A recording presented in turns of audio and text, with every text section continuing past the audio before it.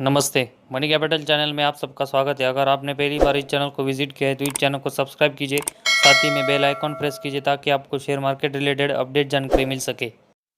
आज के हमारे इस वीडियो में हम इरकॉन इंटरनेशनल इस शेयर के बारे में जो लेटेस्ट ब्रेकिंग न्यूज़ आई है, साथ ही में ये शेयर फंडामेंटली कैसा है और ये शेयर खरीदना चाहिए या नहीं, इसके बारे में हम देखने वाले हैं।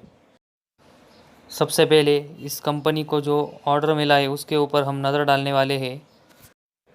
अगर हम इरकॉन इंटरनेशनल लिमिटेड इस कंपनी को जो अवार्ड मिला है, अगर हम उसके ऊपर नज़र डालेंगे तो इस कंपनी को ये order 500 megawatt solar power plant का सेटअप करने के लिए मिला है, जो कि ई रिवर्स ऑक्शन के थ्रू मिला है, जिसमें हम देखेंगे तो एक ही बायर होता है और बहुत सारे पोटेंशियल सेलर होते हैं।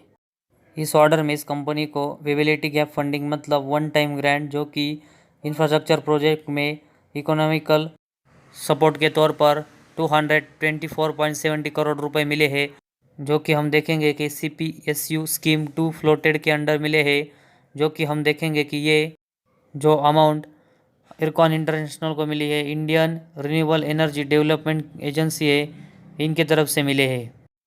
अगर हम इरकॉन इंटरनेशनल इस कंपनी को जो 500 megawatt solar power plant setup करने के लिए जो ऑर्डर मिला है, अगर हम उसके अप्रॉक्सीमेटली कॉस्ट पर नज़र डालेंगे तो वह लगभग 2400 करोड़ के आसपास है।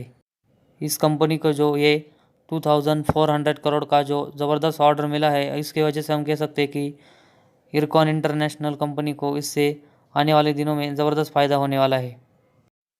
इसके बाद अब हम इस कंपनी के कॉरपोरेट एक्शन पर नज़र डालेंगे कि इस कंपनी ने स्प्लिट, डिविडेंड और बोनस दिया है कि नहीं।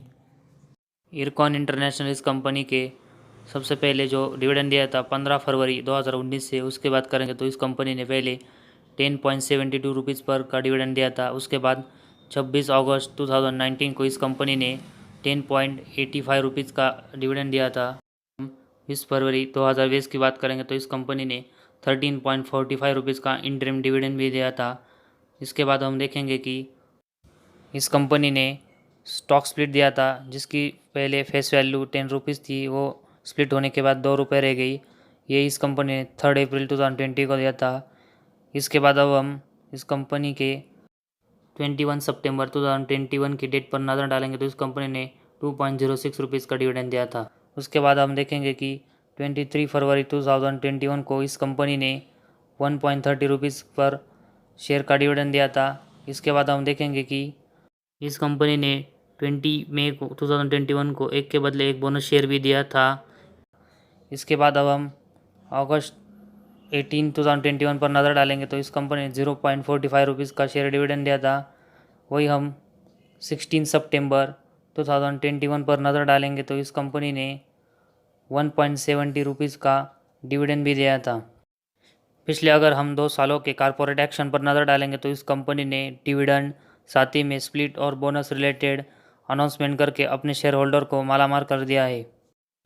इसके बाद अब हम इसके प्रॉफिट और लॉस स्टेटमेंट के ऊपर नज़र डालेंगे कि ये कंपनी प्रॉफिटेबल है कि नहीं।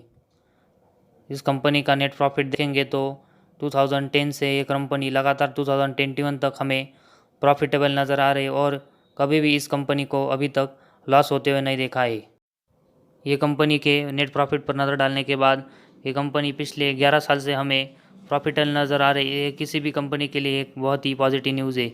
इसके बाद अब हम इस कंपनी के EPS पर नज़र डालेंगे तो इस कंपनी का EPS मार्च 2010 से देखेंगे तो मार्च 2021 तक इस कंपनी का EPS भी हमें लगातार पॉजिटिव नज़र आ रहा है, जो कि हम देखेंगे कि किसी भी कंपनी के लिए ये भी बहुत बड़ी बात होती है।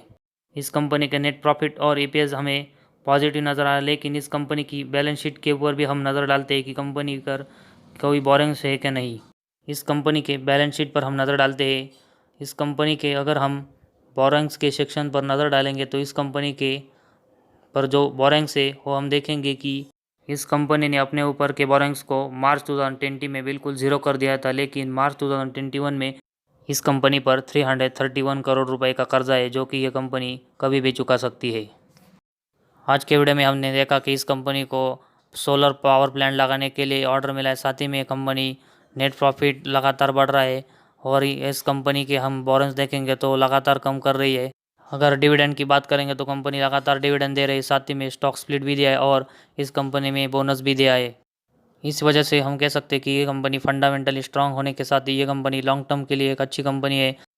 अगर हम इस कंपनी के लॉन्ग टर्म रिटर्न के बारे में देखेंगे तो ये कंपनी भले ही लॉन्ग टर्म का रिटर्न अच्छा नहीं देती हो, लेकिन ये कंपनी जो लगातार डिविडेंड दे रही है उसकी वजह से हमें ये कंपनी लगातार इनकम दे सकती है। आज के हमारे इस वीडियो में बस इतना ही। अगर आपको हमारे वीडियो पसंद आए तो इस चैनल को सब्सक्राइब कीजिए।